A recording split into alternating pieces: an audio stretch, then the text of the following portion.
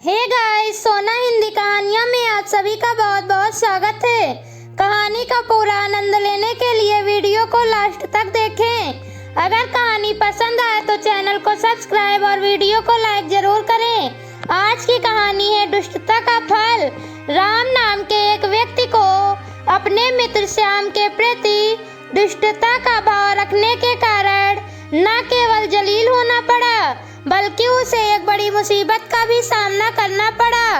राम और श्याम एक ही ऑफिस में काम करते थे, दोनों में मित्रता भी थी, परंतु काम और बुद्धिमानी के मामले में श्याम जहां होशियार था, वहीं राम की कामचोरी और सहयोगियों के प्रति जलन से सभी वाकिफ थे। एक तरफ जहां स्वयं काम से जी चुराता था राम, वहीं दूसरों के काम बिगाड़ने के लिए वह हमेशा साजिशें रचता रहता था। श्याम से दोस्ती होने के बावजूद वह उसे हमेशा नीचा दिखाने की कोशिश करता रहता, परंतु श्याम सब कुछ जानते हुए भी राम की हरकतों को नजरअंदाज कर देता था। ऑफिस में आए दिन राम की हरकतों से सभी कर्मचारी परेशान रहते थे। एक दिन तब हद हो गई जब ऑफिस के खाते में गड़बड़ी पाई गई। राम और श्याम ऑफिस में कंपनी का हिसाब किताब रखते थे। श्याम की बुद्धिमत्ता और उसकी ईमानदारी को देखते हुए कंपनी ने लेखा जोखा का भार उसे सौंपा था। श्याम सुलझे हुए तरीके से अपनी जिम्मेदारी को निभा भी रहा था। सभी उसके कामों की तारीफ भी करते थे। यही बात श्याम के साथी काम कर रहे राम को अच्छा नहीं लगता था। दुष्टता में वह श्याम को बदनाम करने के लिए साजिशें रचता रहता। श्याम को बदनाम करने की कोशिशें तो उसने कई बार की थी, परंतु हर बार उसे मुंह की खानी पड़ती थी। अंततः एक दिन ऐसा आया कि राम की दुष्टता की वजह से श्याम बहुत बड़ी मुसीबत में फंस गया। दरअसल ऑफिस के हिसाब में 1 लाख रुपए की गड़बड़ी पाई गई। पैसे के गड़बड़ी की खबर से पूरे ऑफिस में हंगामा मच गया। जांच में पता चला कि लेखा विभाग में छोटे खर्चों के लिए रखे गए रकम में से 1 लाख रुपए चुराए गए हैं। सबकी सुई सीधे तौर पर श्याम पर गई। श्याम के लाख सफाई के बावजूद कंपनी के बॉस ने उसके तर्क को नकारते हुए उसे नौकरी से निकाल दिया, जबकि पैसों के चोरी की हकीकत कुछ और थी। पैसे राम ने चुराए थे। श्याम भी इस बात को जानता था, परंतु कोई सबूत न होने के कारण वह राम को दोषी ठहराने में असमर्थ था। इधर राम अपने मन में बहुत ही खुश था। अब जैसा कि संभावित था, पैसों के चोरी में एक बार सफल होने के बाद राम की हिम्मत बढ़ गई। उसने देखा कि चोरी तो उसने की थी, परंतु फंसा तो श्याम और सजा भी उसे भुगतनी पड़ी। वह एक बार फिर से पैसे चोरी करने की योजना बनाने लगा, परंतु उसे यह पता नहीं था कि ऑफिस के अन्य सभी कर्मचारी श्याम वाली घटना के बाद से सतर्क हो गए थे। इसकी वजह थी कि कोई भी कर्मचारी श्याम को दोषी मानने को तैयार नहीं था। सभी को लगभग राम पर ही शक था। इसी शक के मद्देनजर सभी की नजरें हमेशा राम की गतिविधियों पर लगी रहती थी, परंतु दुष्ट राम को अपनी चालाकी पर बड़ा गर्व था और वह छिपी नजरों की जासूसी से अनजान बना रहा। कई दिनों से सोच ही रहा था कि दोबारा लेखा विभाग से पैसे कैसे चुराएं।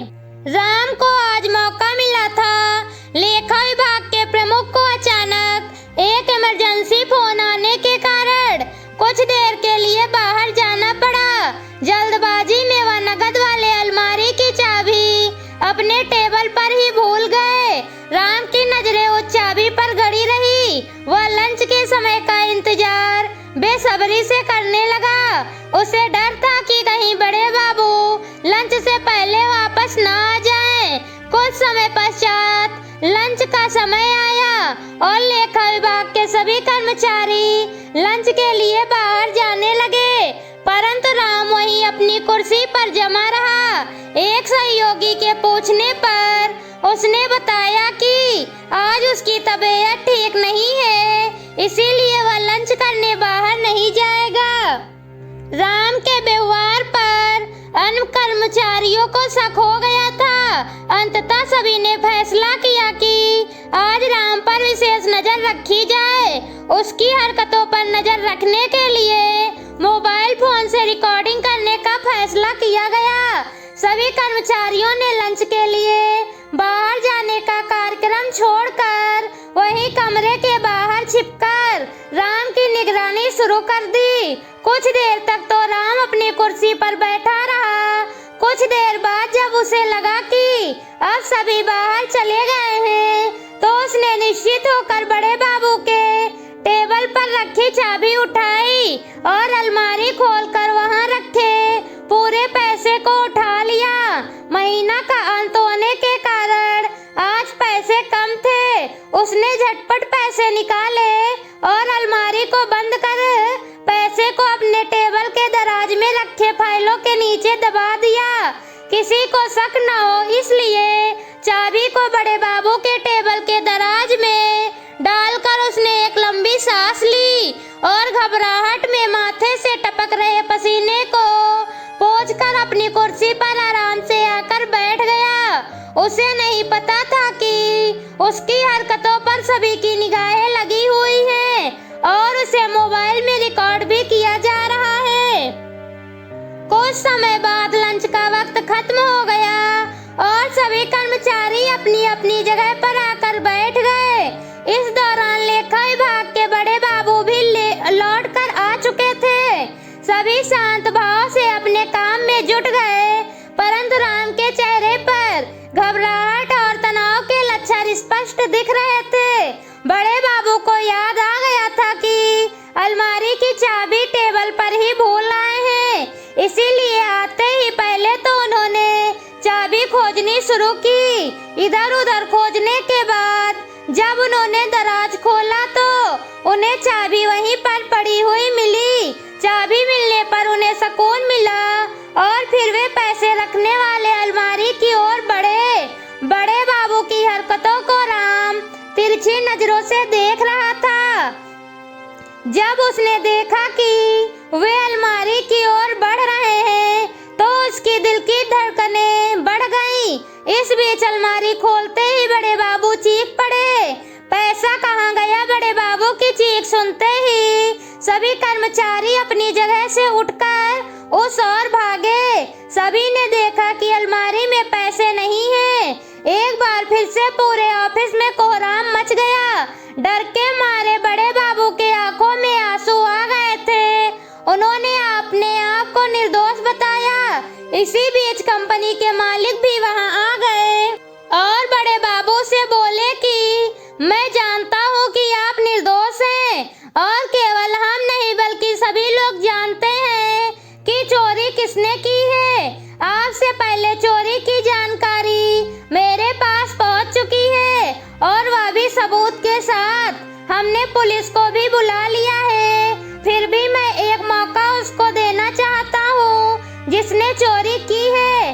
अगर वह स्वयं स्वीकार कर लेगा तो उसे पुलिस के हवाले नहीं किया जाएगा। इतना सुनते ही राम परेशान हो उठा और धीरे से खिसकते हुए वहां से भागने की कोशिश करने लगा। उसे नहीं पता था कि सबकी निगाहें उसी के ऊपर हैं। जैसे ही राम दरवाजे की ओर लपका, एक कर्मचारी ने उसका हाथ पकड़ लिया। इसी बीच पुलिस भी वहां आ गई थी। कंपनी के मालिक ने राम के लाख गिड़गिड़ाने के बावजूद उसे पुलिस के हवाले कर दिया। आज सभी को राम की दुष्ट प्रवृत्ति के कारण श्याम जैसे होनहार कर्मचारी को खोने का दुख हो रहा था, परंतु सभी को खुशी इस बात की थी कि राम को उसके किए का फल मिल गया और आगे से उसकी दुष्टता का शिकार ऑफिस में किसी और को नहीं होना पड़ेगा। इस कहानी से हमें यह सीख मिलती है कि हमें किसी के प्रति दुष्टता का भाव नहीं रखना चाहिए। दुष्ट प्रवृत्ति का व्यक्ति कुछ समय के लिए किसी को दुख जरूर पहुंचाता है, परंतु एक ऐसा वक्त आता है कर्म ही उस पर भारी पड़ते हैं। राम ने श्याम के प्रति दुष्टता रखी, परिणाम स्वरूप राम को अपमानित होकर नौकरी से जाना पड़ा। यह ईमानदार और शरीफ आदमी के लिए एक बार का दुख था, परंतु राम जैसे दुष्ट आदमी को अपने किए के लिए हवालत की सैर करनी पड़ी। यह उसके लिए जीवन भर का कलंक बन गया। दुष्टता का फल इससे बड़ा और क्या हो सकता है। इस कहानी से हमें सीख मिलती है कि अगर हम किसी का भला नहीं कर सकते तो उसका बुरा भी नहीं करना चाहिए और न ही उसके प्रति दुष्टता का भाव रखना चाहिए। अगर हम किसी के प्रति दुष्टता का भाव रखते हैं तो आज ना कल उसका फल हमें जरूर मिलता है। दोस्तों, कहानी पसंद आई हो तो वीडियो को लाइक और चैनल को सब्सक्राइब जरूर करें। मिलती हूँ आपसे अगली कहानी के साथ।